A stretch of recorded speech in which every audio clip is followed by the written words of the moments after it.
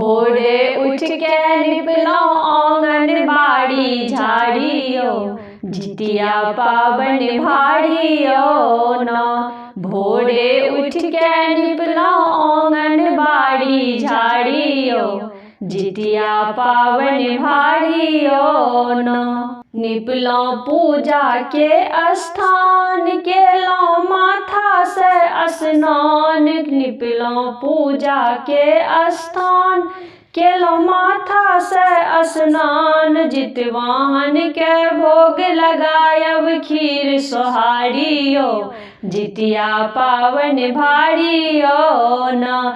जितवाहन के भोग लगायब खीर सोहारियो, जितिया पावन भाड़ियो न। मड़ुआक रोटी नोनी के साग, व्रत से पहिने बनत आज। मड़ुआक रोटी नोनी के साग, व्रत से पहिने बनत आज। ओहि संग बनत माछक तरकारियो, जितिया पावन भाड़ियो न। ओहि संग बनत माछे के तरकारियो, जितिया पावन भाड़ियो न।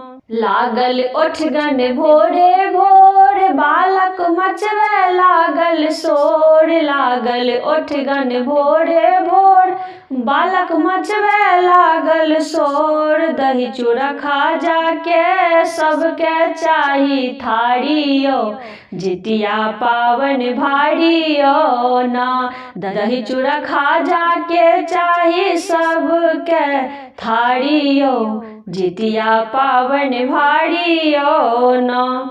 जियल बाँस मैनी के पात, भरलौं डाली फल फूल साथ। जियल बाँस मैनी के पात, भरलौं फल फूल डाली साथ। जितवाहन देवता छथि बड़ उपकारियो, जितिया पावन भाड़ियो न। जितवाहन देवता छथिन बड़ा उपकारियो, जितिया पावन भाड़ियो न।